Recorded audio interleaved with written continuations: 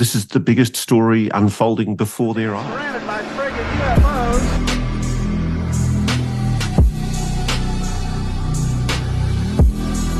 UFOs. Welcome back to Aussie UFO News. Today we're going to be doing a review about Ross Coulthart's latest video that came out on News Nation.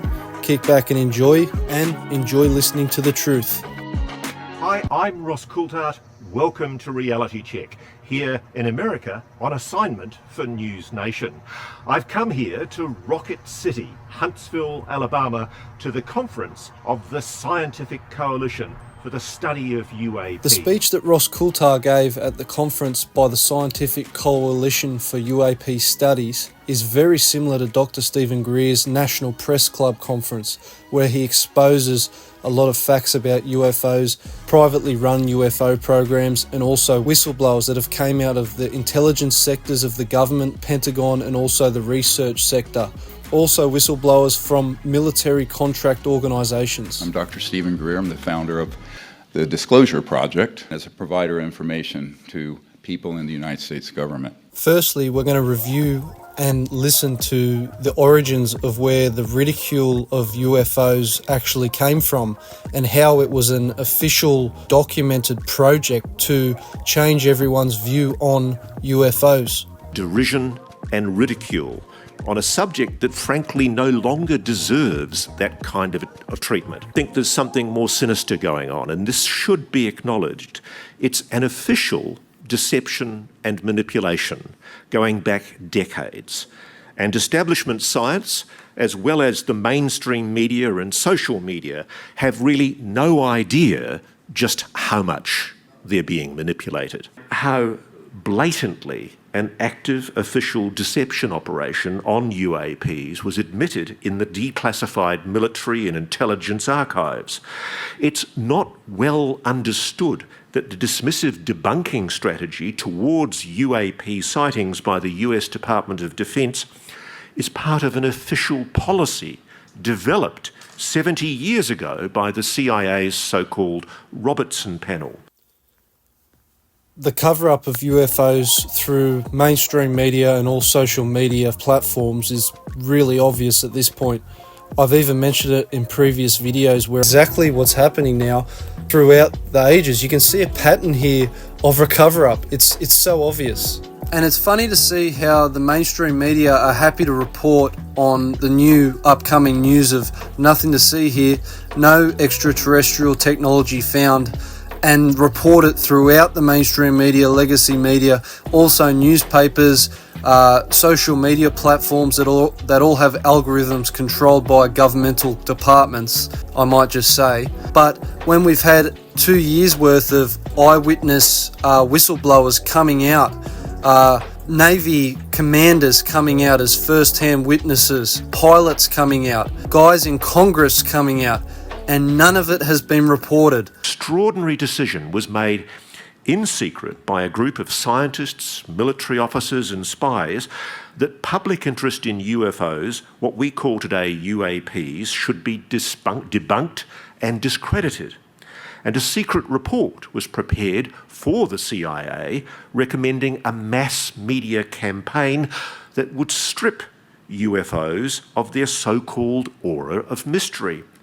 The report said, and I quote, and it's an astonishing quote, "The debunking aim would result in reduction in public interest in flying saucers, which today evoke a strong psychological reaction. This education could be accomplished by mass media such as television, motion pictures, and popular articles. Basis of such education would be actual case histories, which had been puzzling at first but later explained. As in the case of conjuring tricks, there is much less stimulation if the secret is known.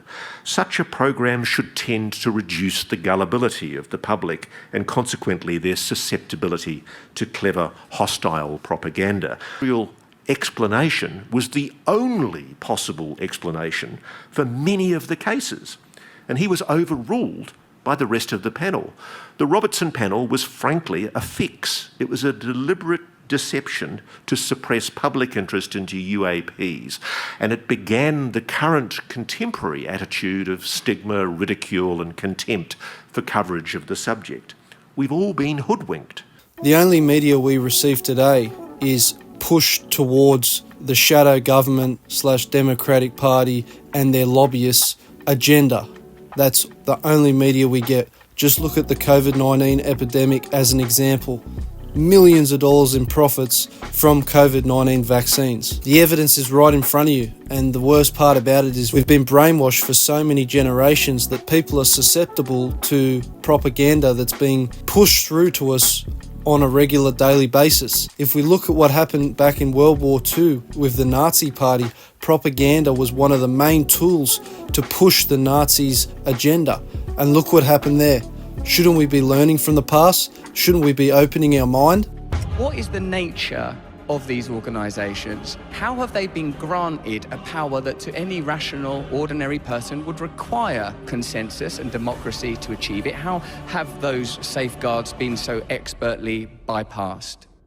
That's a great question. And increasing censorship, particularly when you suspect from movements of power elsewhere in the world that there's a desire to centralise authority. I'm talking about legislation for censorship, online safety bills, the bill in Canada, the bill in Ireland, EU's proposals, the introduction of CBDCs that primarily seem to be beneficial because they can be controlled and shut down. And lastly, you'll see how Ross Coulthart got involved in the discussion about UFOs and from where he came to where he is now. Congress, quote, shall make no law abridging the freedom of speech or of the press. My Australian Constitution does not explicitly protect free speech or freedom of the press. It's just implied, very, very weakly.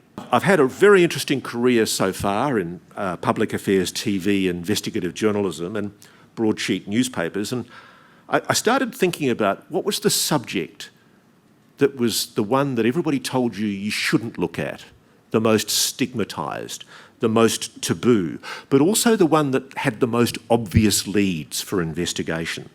And that story, of course, was UFOs, unidentified anomalous phenomena, UAPs as we call them now. There is no story more stigmatised in journalism. If it's covered at all, it's treated with ridicule and contempt. And I could never understand why, frankly. Yes, there are some mentally ill people who are drawn to this subject, but it's always struck me how so many UAP sightings witnesses that I meet are credible, often highly intelligent people. In the last few decades, in my career, I've taken calls from people, first-hand witnesses, telling me they've seen UFOs, UAPs. Many claimed to have seen intelligently controlled craft. And I have to admit, I treated them with ridicule, dismissiveness and stigma. I remember very early in my career, there was a woman who rang the news desk of the newspaper I was working for, and she said she'd seen a UFO while she was hanging out her washing on her washing line. And she said she still had the film in the camera. And so I said, oh, that's interesting. Bring it in. And so the photographic editor developed the film straight out of the camera as we all waited outside. And out he came with this huge big blow-up of a metallic disc hovering over this woman's washing line. And I freely admit I was a young buck in the newspaper and I was very excited, and I took it to my editor later in the day and I said, look at this, we've got a great story. And he scoffed and he said, Roscoe, we don't do stories about UFOs. And I said, why not? And he said, they're nonsense. And for days afterwards, I was doing little tinfoil hats on my desk, and you learned very quickly as a journalist, you don't cover this subject. And frankly, I found it perplexing because I'd found the woman credible. So through Ross's conference, you can see how he's pushing the truth behind the systematic ridicule that was tactically put in place by government sector to cover up this subject of UFOs, which is regarded above the atomic bomb. This is the level of secrecy this factual phenomenon is at. Contrary to that perception, this was something real. I was doing a story for an Australian public broadcaster on the Royal Australian Air Force, and I was with some very, very senior officers at the end of a day's filming, and after the second beer, one of them leaned across the table and said, "Why don't you chaps do stories about UFOs?" And quick as a flash, I came back and I said, "Oh, because they're nonsense." In the course of an evening, he was calling pilots across from all over the room. "You sure, boss?" And he goes, "Yeah, tell them.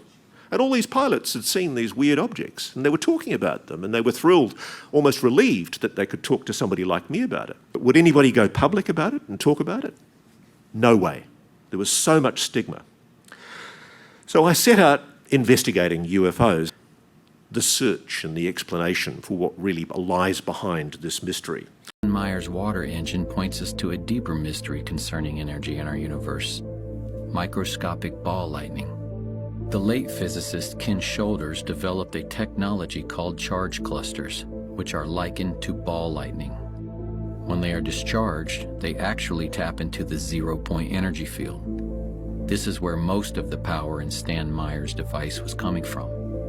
Like Stan, Ken Shoulders faced terrible suppression. And so I met with this CEO, and he says, yes, they approved a $5 million grant from DOE so we could develop this further, because one of the effects it had that they were really pursuing was putting low-level, initially, radioactive waste in these charge clusters, and it would cause isotopes that were non-radioactive to be created. What does this mean? You clean up all the radioactive waste. However, the phenomenon, the reason it was doing it was that it was actually activating, as it were, this baseline energy field that's at the fabric of space and time. And that's what they didn't want out. So in the rarest of events, that grant was published, and these vicious people who want to keep all this stuff secret went into the Secretary of Energy's office and said, pull that grant. And they pulled it.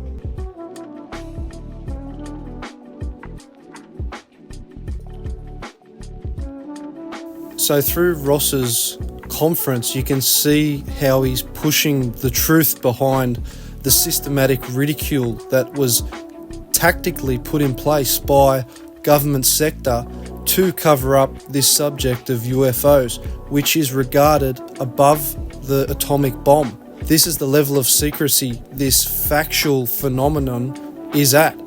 Hopefully through free information networks such as News Nation, or popular people on social media such as Joe Rogan, Russell Brand, and other people that expose the truth, like Dr. Stephen Greer, gains traction to spread the truth and the reality of this phenomena. Hopefully we eventually wake up, and hopefully people that are stuck in their closed-minded view and outlook of life because of the constant propaganda that is pushed to the agenda of the powerful and rich and the people who control our economy and our entire way of lives. Hopefully we can wake up and realise that even things such as religion are control mechanisms to keep us at hinge from reality. People such as Terence Howard just exposed how wrong we are with mathematics and physics.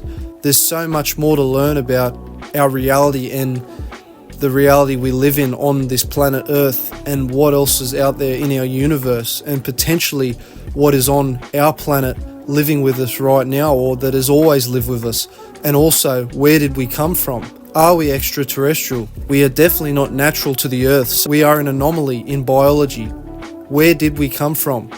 Well, if we open our mind and listen to the covered up past that these organisations are trying to suppress from us, we will find the secrets to our reality, and that will expose the truth to what's happened in our past, present, and future.